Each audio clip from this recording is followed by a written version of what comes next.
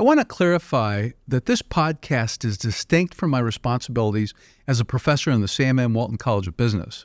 Nonetheless, it aligns with my aspiration to provide practical insights to professionals and business by showcasing companies and people that can enhance your ability to manage, lead, and strategize and market effectively in the retail value chain. And now, without further ado, let's get into the exciting episode. I have with me today Jonathan Kish. He is Senior Vice President at Orderful, and he has a tremendous experience, background in logistics and technology. But Orderful is solving a really important problem for many industries.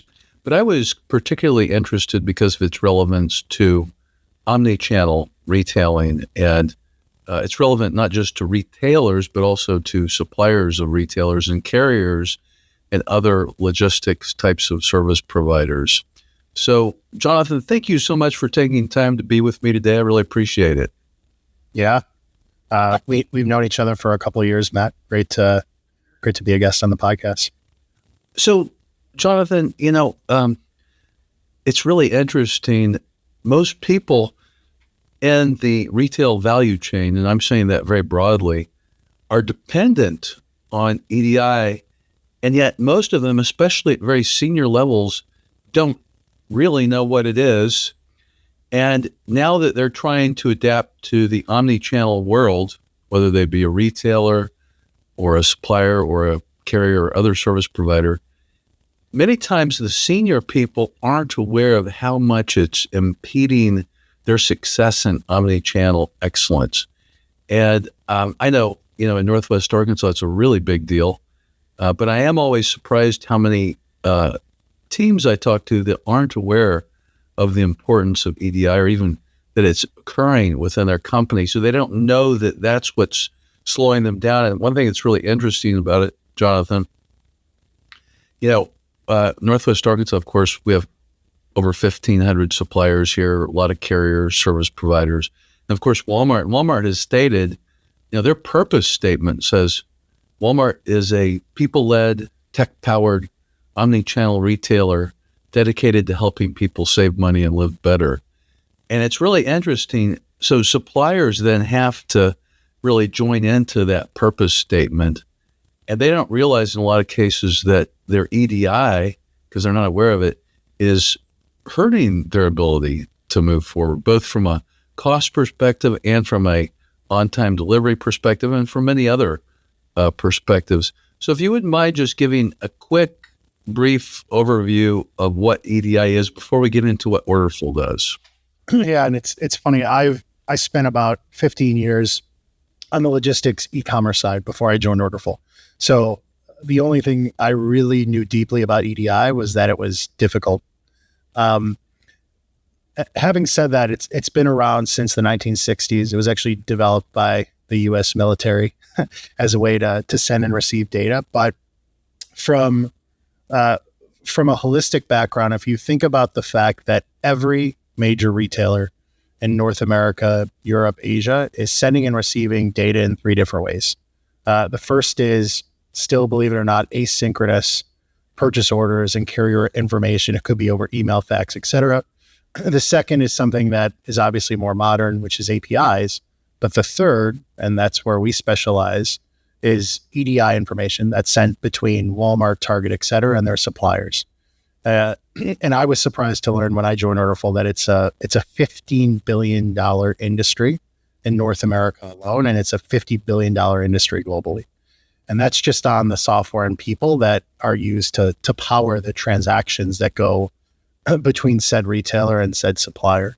But when you think about, and Walmart, as good as anyone who doesn't work there, there's probably, hundreds of millions, if not billions of dollars of software and people that have built up their supplier buyer network over decades. But really, what's in a purchase order? What's in a shipment, right? You're talking about potentially trillions of dollars annually that are sent and received between these retailers and their suppliers over EDI. So it's a massive way that folks trade. I would say it's something suppliers like to run away from instead of run towards. It's funny. If you would have asked me back in the 90s, because when I had my software company back in the 90s, I struggled with EDI as well. And, this was the time that the World Wide Web just came out, and, things were moving so fast.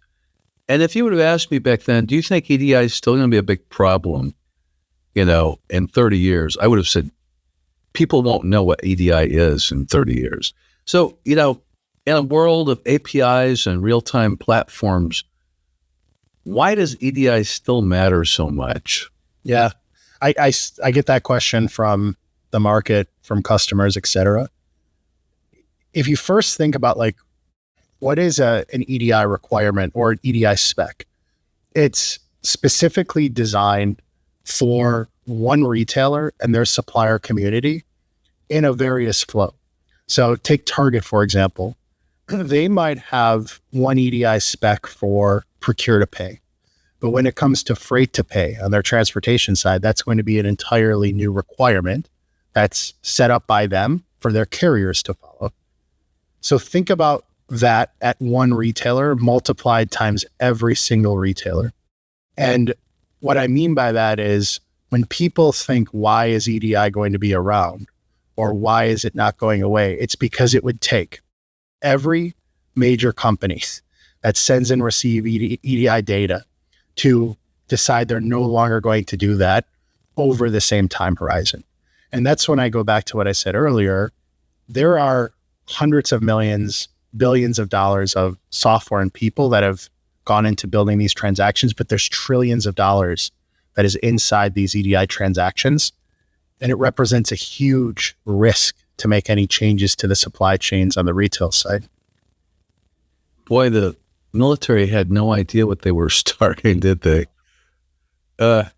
So Jonathan, what are some of the hidden ways poorly constructed and managed or executed EDI shows up in an omnichannel environment?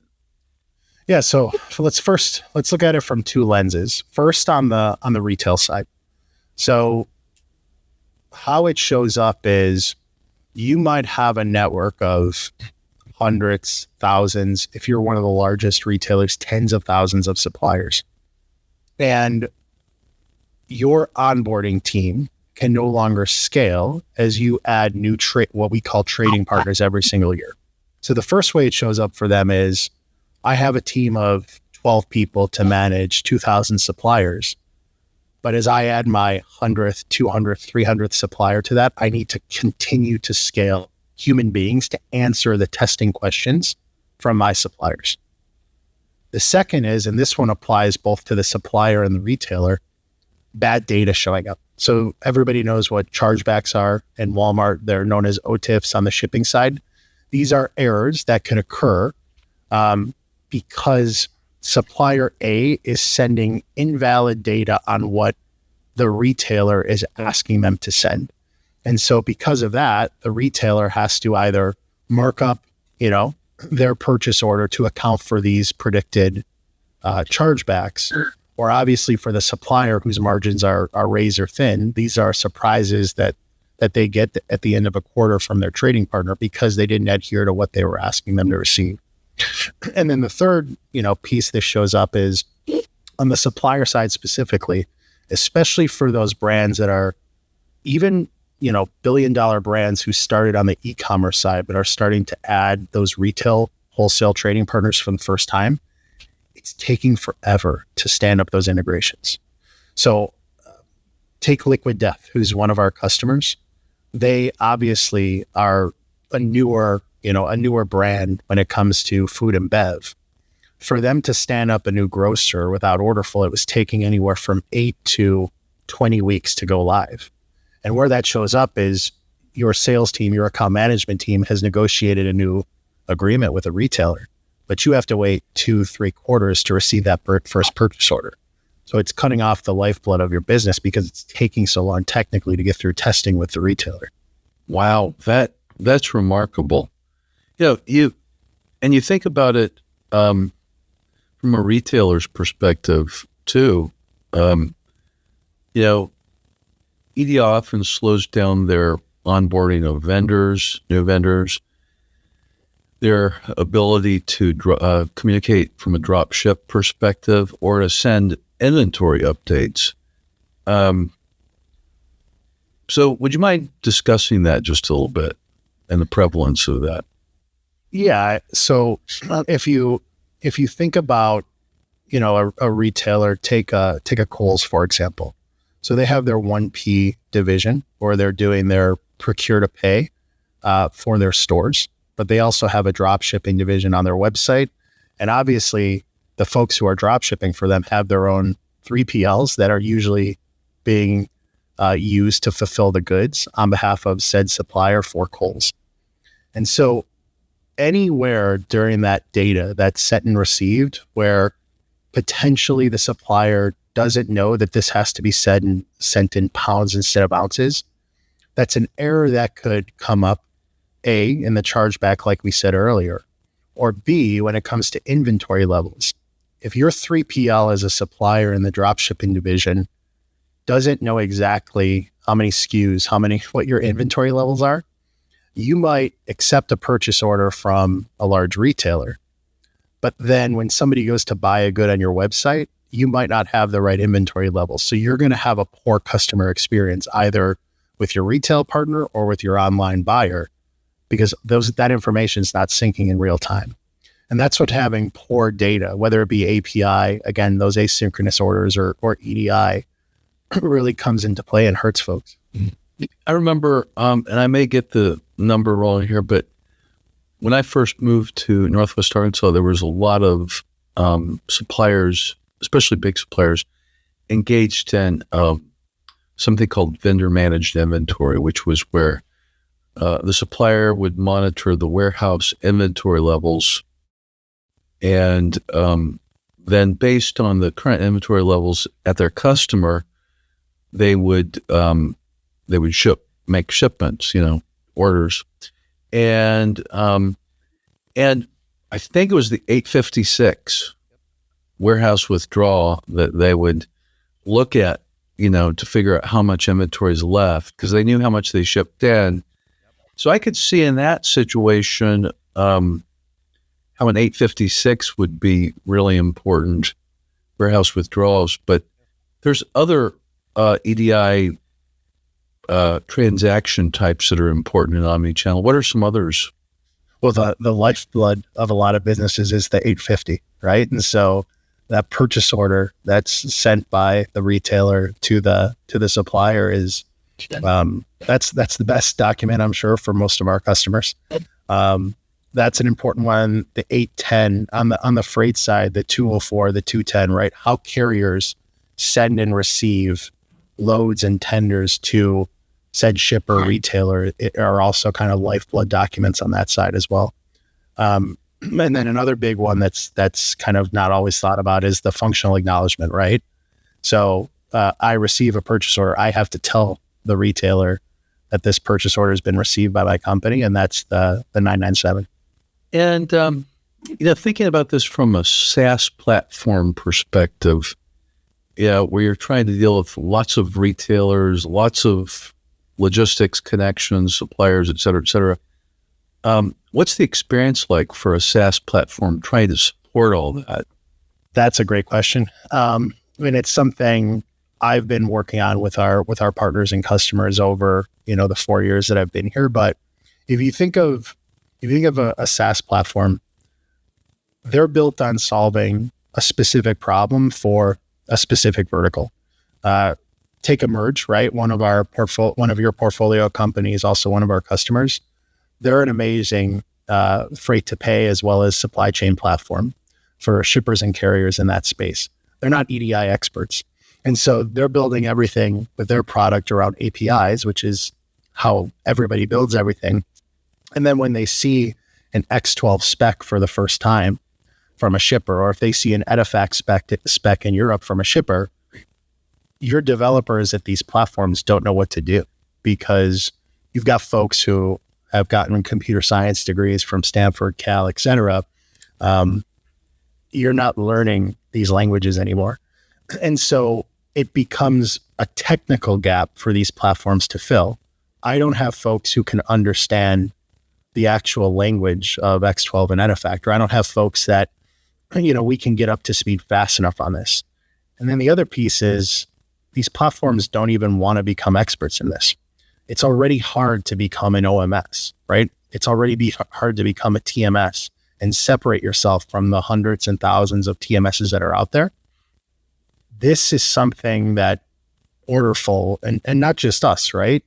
There's a lot of large publicly traded companies that have tried to solve EDI for dozens of years. We've put hundreds of millions of dollars of infrastructure and people into solving this problem. It's not something that like a newer nascent vertical software provider wants to go out and necessarily solve on their own. Jonathan, how does a retailer or a platform get stuck with legacy EDI, and what does it take to unwind that? So how you get stuck is because you don't think there's another way, right? If you think of the three ways that a platform or a retailer will kind of build EDI integrations, the first is kind of legacy on-prem mapping software. And there's large acronyms that do that historically. The second is there's middleware companies that have kind of EDI mappers built into them. And then the third is there's professional service companies that use one of those two methods to send and receive those EDI transactions on behalf of someone.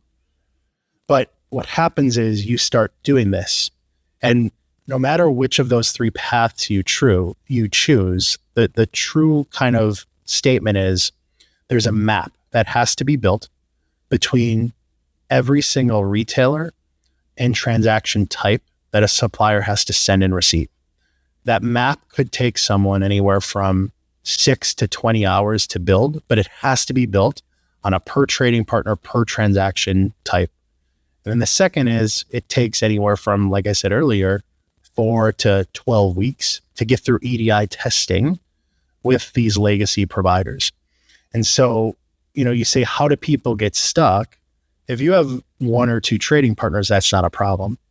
But if you have 100, 200, 300 trading partners and you're a supplier, and each of those trading partners have 4 document types, well, all of a sudden you have 1,200 maps that you have in your ERP, your OMS, your TMS. It looks like spaghetti code.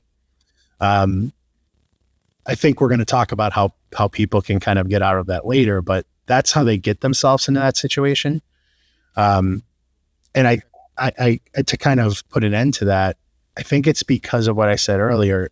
No matter what solution they've chosen historically, there's that map that's being built every single trading partner and transaction type. Very interesting. There's so many things in business where you see how decisions that were made very early continue to haunt industry and the world later. It's pretty amazing.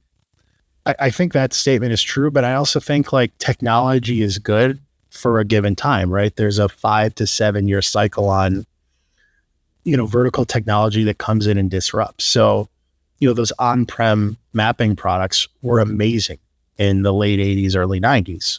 And I think the middleware companies, they were very, very ubiquitous, but also they solved the problem in the early 2000s, late 2000s. The only real reason we knew how to solve this problem is because our CEO, Eric Kaiser, was actually a systems integrator, taking retailers and brands from on-prem ERPs to the cloud in the early 2010s. And when he was building these integrations, he realized at the end of them, what I said earlier was true. It was a engineering event, every trading partner transaction type, and what he was handing over to his customers wasn't scalable. So it took him having to get in this problem, looking at those transactions, going live hundreds and thousands of times to know there could be a different way to solve it. I'm thinking about drop shipping, 3PL orchestration, and, a lot of times it's really easy for us to think about how EDI can impede speed, cycle time. and that's so important. It's probably more important now from a competitive perspective than it was a few years ago. But in addition to eroding cycle time, it also erodes trust, because trust is built on competence. Can you do what you say you're going to do? Do you have integrity to do what you have promised to do? And do you have our best interests in mind? And I think that, with companies stuck with legacy EDI, this can make them look incompetent. They may have everything else fine, but it can really make them look incompetent, or maybe lack integrity even. You wouldn't think something like that could, but it does. And it can also cost them relationships with retailers. It can cost them purchase orders, right? Like, if you become a problem supplier for a retailer, if your product is good enough, the retailer is still going to sell it. But as you know, how many new protein bars do you see on the shelves when you go to the grocery store? All of these brands are trying to stand out, and they all have great messages. The room for error is very minimal to get on a shelf in those grocers, right? Like, you have to deliver. You have to have a great product, yes, but you also have to be reliable for the retailer. You mentioned the 3PL too. If you're a brand, you don't think about this because you're not fulfilling those orders yourself. But if I'm not going to name any names, but if I use a 3PL and that 3PL is using outdated EDI technology to send and receive those orders, whether I want to improve things or not, I'm reliant on the software that my partner has chosen to send and receive that 900 series set from myself to said shipper or retailer. So like you said, there's a lot of layers where errors can occur. Some are in your control, some are out of your control. One thing that's becoming really important, I don't know if you've heard, week before last, there was a big announcement that Walmart had formed a partnership with OpenAI. And so, you can be searching on ChatGPT and buy directly from Walmart. It was a big announcement. And it really fits in with Walmart's omnichannel purpose, because they want to allow shoppers to shop however they want. And clearly people are starting to shop more through AI than just through Google search bars and things like that. The world's changing very rapidly, but sometimes things under the hood, and we also are talking, right? All these retailers are talking about agentic shopping, where, you don't have to actually do it, especially for items that you replenish frequently for your pantry or your refrigerator. Agents can do it for you. And it's wonderful. It's a great time saver. I think people are going to move more and more to that. But I think people often forget that, well, wait a minute, this is all assuming that your inventory updates across the channels are available. What are your thoughts on that? Is that true? Is that an issue or not? I think that's true, and that's an issue. I mean, I have an opinion on that, though. A few years ago, TikTok shops, right, kind of came to the scene. And I'm trying to think of how to say this, but anyone who could sell on TikTok shops did what they had to do to sell on TikTok shops, because that's where the demand was. And so, I think what you're saying does cause a concern for those folks that are worried about those inventory levels. And again, call it like buyer efficacy. When you're buying something, is it there? The thing with OpenAI, though, and all of the agentic engines, they're going to have the demand. And so I'm sure that there's going to be some chaos, but folks are going to figure out a way to overcome that just because the demand is there. Talking about Orderful a little bit, what's the core product insight that sets you apart? Yeah, I think from a vision standpoint, we've been talking about the 4 nines, right, that we're looking to solve for customers. So we've taken EDI onboarding from 12 months to 9 days. Now we want to take it to 9 hours, 9 minutes, and then 9 seconds. the core problem we're going about fixing is, yes, we believe EDI, the actual map building is an outdated process.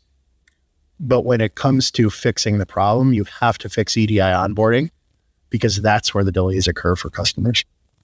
Interesting. So do you have any customer success stories? We have hundreds. Let's go through a couple though. First, on the supplier side. So G3 is one of the largest apparel companies in North America. And they were on a legacy van and legacy mapping tool in the first half of last year.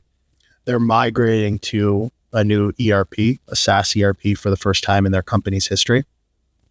And they had, a little north of 400, 500 retailers that they had to take from the prem to the cloud. And so with Orderful, they were able to move 450 or so of those retailers over to our EDI solution. I think it was 92 days. And they were able to do that because we decouple the map building process of EDI and the EDI testing. So with us, a supplier just has to integrate one transaction type, and then they can onboard dozens, hundreds, thousands of retailers on that single transaction. And then you're doing testing when you're ready to do testing.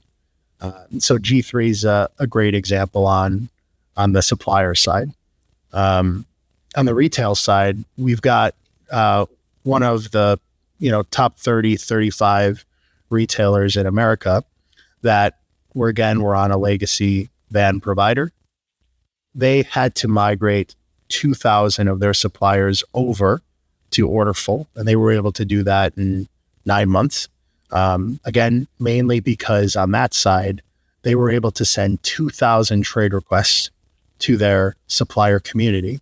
And Orderful's product was able to validate what Kohl's was asking their suppliers to send them in real time and get them through the testing process in, hours instead of days. So Jonathan, how do you eliminate the one map per partner problem? So I mentioned earlier that people are building EDI maps on a per trading partner, per transaction type. Great companies can build those maps in 6 to 8 hours. Many companies take 15 to 25 hours to build those maps. That is how everyone else has historically built integrations. With Orderful, what we've done is similar to Stripe with payments or Twilio with communications. We have our customers build one integration to a simple JSON schema. It looks like an API. So any developer that looks at our API docs will say, I know exactly what to do there. It's 100 lines of code or less.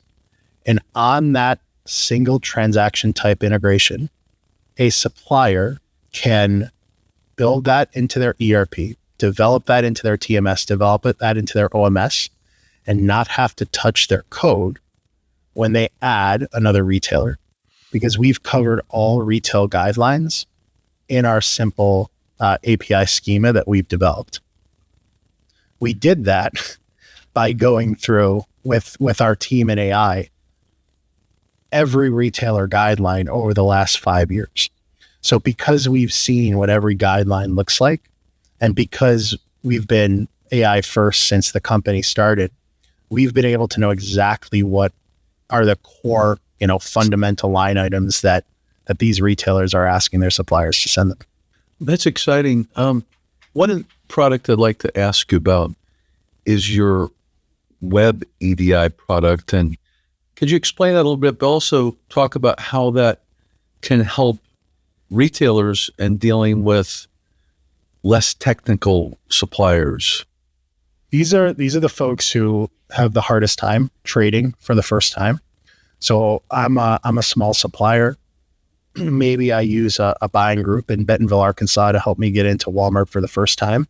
Now the hard part comes, I have to get that data to the retailer. And so they might not have the ability to develop an API or develop EDI at this time. And so they need a web-based solution that they can receive a purchase order, send ASNs to their trading partner. And that's what our Web EDI fulfillment offers our brands to do for the first time. The great thing there is, especially for the core retailers, we're able on that product to get our brands live in 2 weeks or less. It's also the only product in EDI that a brand can use without talking to a sales rep. So they can go up, sign up, and trade data with a retailer for the first time. We have a very clean pricing model as well. It's $189 a month. We don't charge you for transactions. It's the perfect solution for a brand trading EDI for the first time. That's exciting. I mean, there's a lot of innovative products coming online. And so this could really be good for the economy as a whole, getting more trade going. And it'll be, we've seen it, right? So we launched the product 2 years ago. It's a solution that has been in the space for, probably 10, 15 years, that non-integrated EDI solution.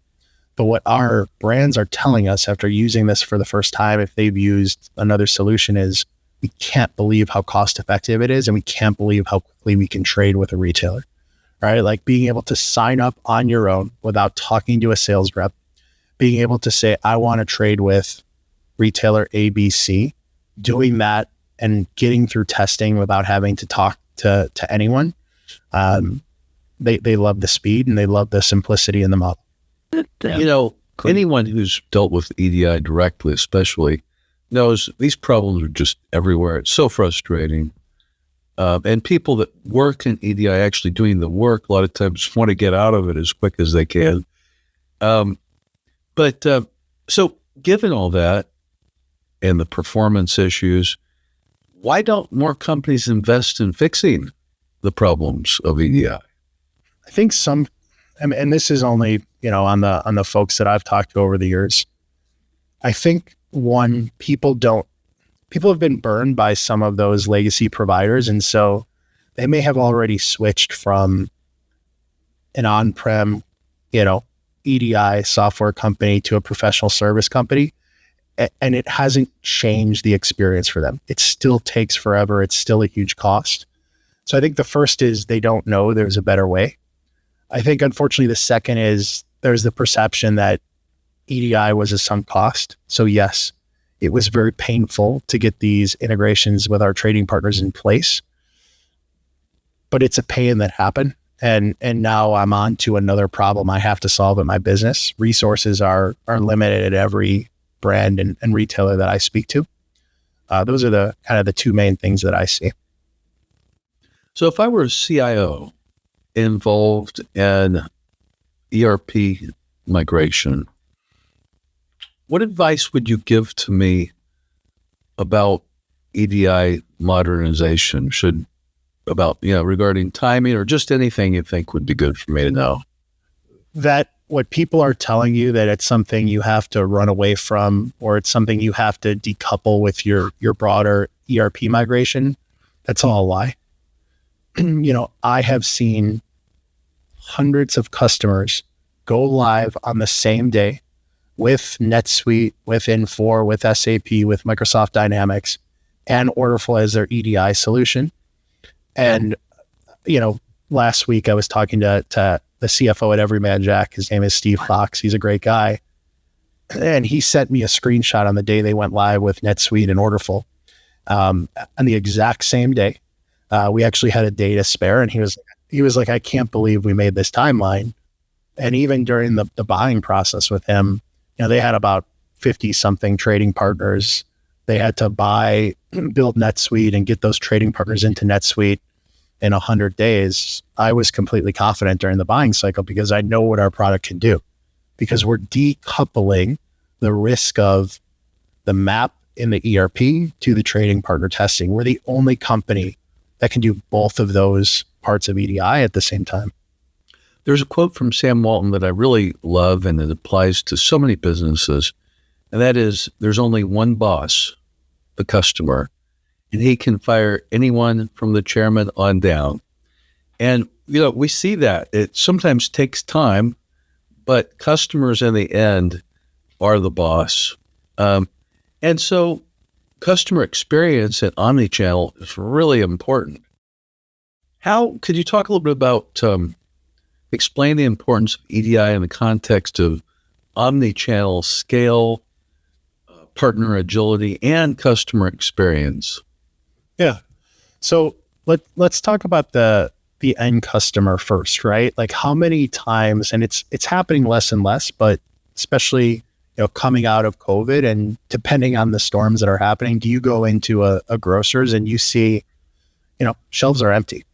Well, shelves are empty for a couple of reasons. The first could be trucks didn't get there because of delay, but the second is maybe purchase orders didn't have enough lead time on them. Maybe the suppliers didn't have enough time to fulfill, what they were actually being asked to send to send to them. On the customer side, right? Again, when you think of those digitally native brands that are omnichannel, so they have their own Shopify or big commerce store, but they're also selling in a large retailer. I might buy something online today and it says it's going to be there in 3 to 5 days.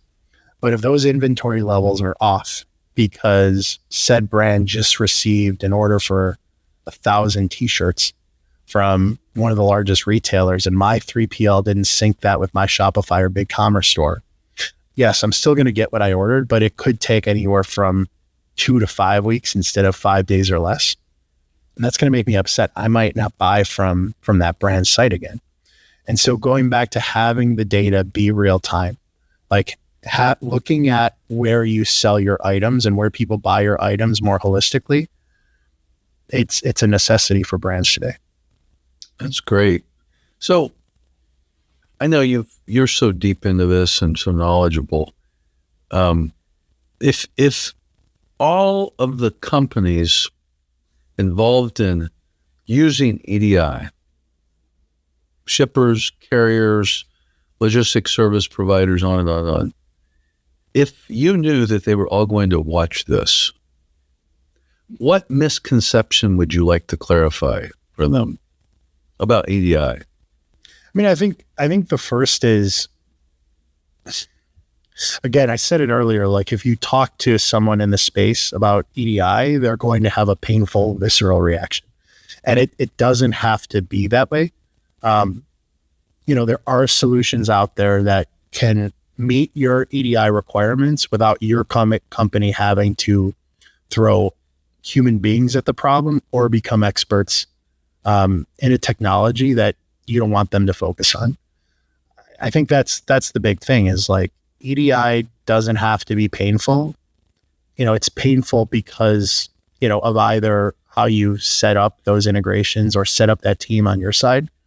Talk to us. And at the very least, when folks talk to Orderful, they say one of three things. They say, I can't believe, this company built this solution. I can't believe this solution hasn't existed before. And then, of course, the third is they say they don't believe it's real. But again, we let our customers speak for us, right? You can look at what Ivan Ramirez said on LinkedIn, and maybe we could attach his post to this show. But he calls us the Ferrari of EDI, right? Another example, we were able to help him and the Hirschbach team move 150 shipper integrations over.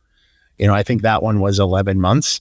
And he'll sing our praises without us even asking. And he's one of, many customers that will tell you this is a different way to send and receive EDI data. It's worth checking out. That's great. Okay, Jonathan, briefly, I'd like to talk about the future of EDI a little bit. What's next, and can EDI be fully integrated? Will that ever happen? Fully automated, I should say. I think there's two main pain points in EDI. There's the mapping pain, and then there's the testing pain. So we've talked a lot about solving, the mapping, and we at Orderful believe we've eliminated EDI mapping. So that's 50% of the problem. The other 50% is the asynchronous back and forth between a retailer and a shipper and their trading partner. That's something that lives in people's heads. It lives in emails. It lives on Zoom and phone calls. It's tribal knowledge. That's something that is very difficult to solve, but the company that solves that will win long term.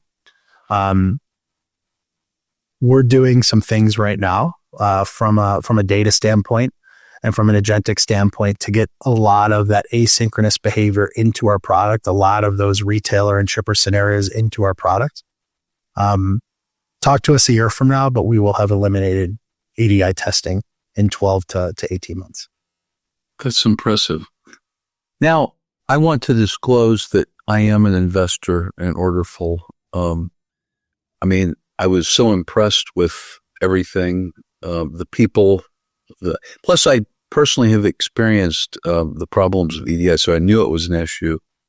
I was surprised there hadn't been more progress made in the world. So I was happy to see Orderful had made that progress, but I was really impressed with your engineering team as well. And what are they innovating behind the scenes now?